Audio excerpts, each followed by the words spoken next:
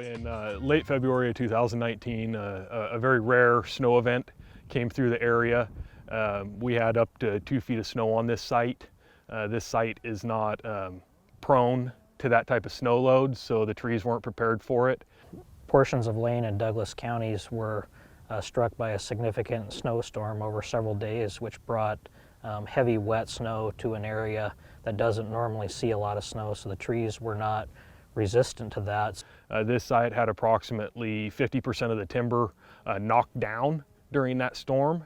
It was a snow level event that could take down 150-plus-year-old timber and lay it over. We're talking thousands of acres and millions of board feet of damaged timber as a result of the snowstorm.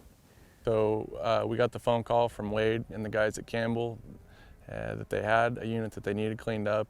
It can be a problem across the landscape if you don't harvest this down timber.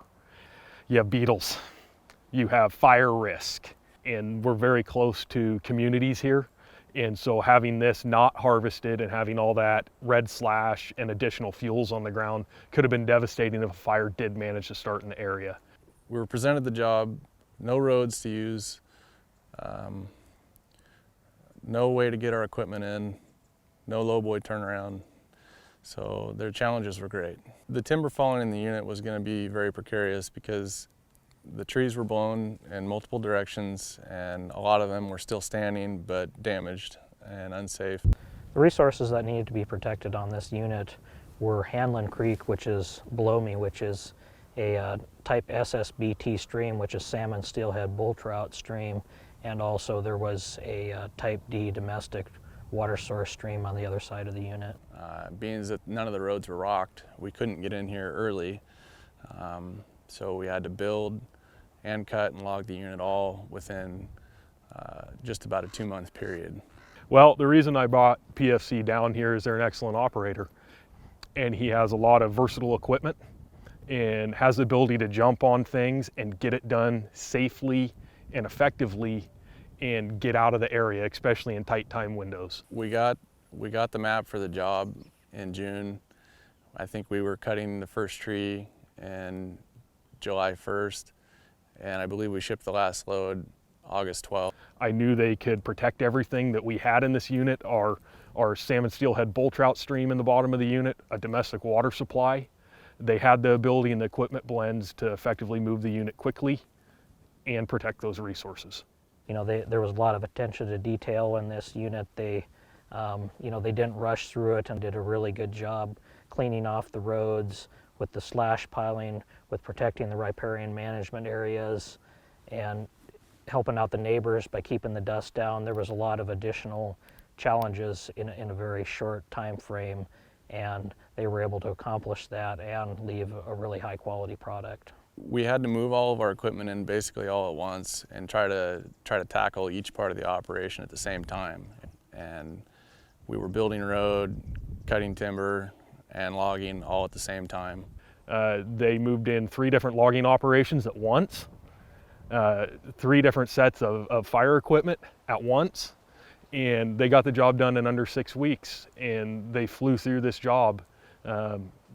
There were some special circumstances. We had a haul route that had to have water on it, so we didn't have dust impact to neighbors. They handled that. We had fire restrictions come into play, so they had limited operating hours.